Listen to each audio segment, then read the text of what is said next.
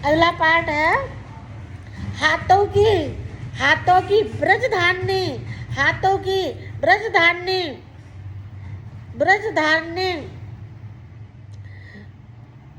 कनेर वाली, हाथों की ब्रजधारणी कनेर वाली ब्रजधारणी देवी मेरे प्राण की, मेरे प्राण की ब्रजधारणी देवी मेरे प्राण की अपना बयान उदान और समान वायु की रक्षा, कल्याण शोभावित्रा होने वाली भगवती कल्याण शोभावना मेरे प्राण की रक्षा करें।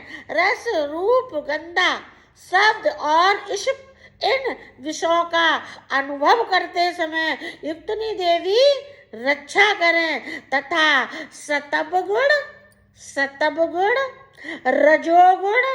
रजोगुण तमोगुण सदा नारायणी देवी रक्षा वराई आयु की रक्षा करें।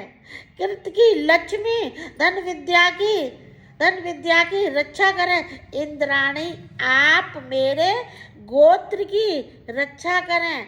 इंद्राणी आप मेरे गोत्र की रक्षा करें, मेरे गोत्र की रक्षा। चंड के तुम मेरे पशुओं की रक्षा करो, मेरे पशुओं की रक्षा करो। चंड के मेरे पशुओं की रक्षा करो, चंड के मेरे पशुओं की रक्षा करो। महालक्ष्मी देश विदेश मेरे तीनों पुत्रों की रक्षा करो, मेरे भक्तों की रक्षा करो और अपने सारे भक्तों की रक्षा करो। देश विदेश में महालक्ष्मी पुत्रों की रक्षा करें और भैरवा पत्नी की रक्षा करो। मेरे पति की सुपत्ता तथा मार्ग की क्षमाकारी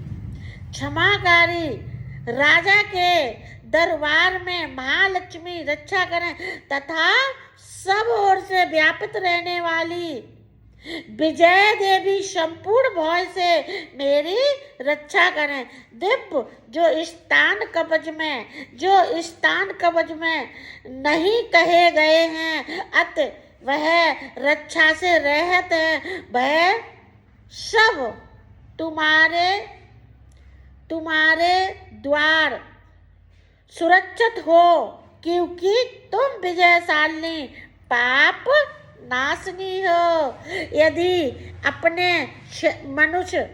मनुष्य यदि अपने शरीर का भला चाहे तो बिना कवच के कहीं ना जाए। यदि अपने शरीर का भला चाहे मनुष्य बिना कवच के कहीं एक पग भी ना जाए।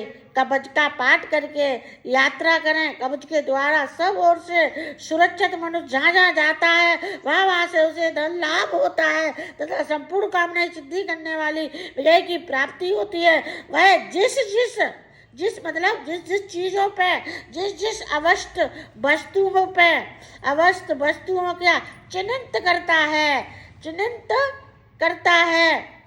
चिंत करता है उसे निश्चित ही प्राप्त कर लेता है। वह पुरुष पृथ्वी पे तुलना रहित महान है से उनका भागी होता है और कवच से सुरक्षित मनुष्य निडर हो जाता है।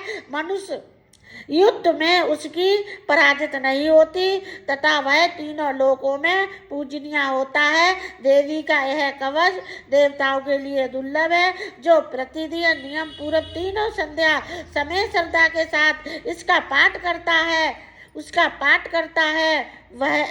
है उसे देवी कला प्राप्त होती है। वह तीनों लोकों में कहीं भी पराजित नहीं होता है। इतना ही नहीं वह अपमृत से रहत 100 वर्षों तक अधिक जीवित रहता है। अकाल मृत्यु अथवा अग्नि जल बिजली एवं सर्प आदि के काटने से अपमृत्यु कहते हैं। इन चीजों का उस मनुष्य पे कोई असर नहीं होता है। सांप के बिच्छू के काटने से उस मनुष्य पे कोई असर नहीं होता है।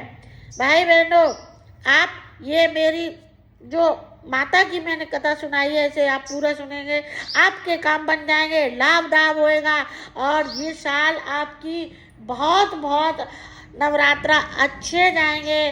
भाई बहनों, वीडियो को आगे बढ़ाएं। राधे राधे, जय माता जी, जय माता जी, जय माता जी, सच्चे दरबार की जय। सब्सक्राइब, लाइक, शेयर करें। जय माता जी।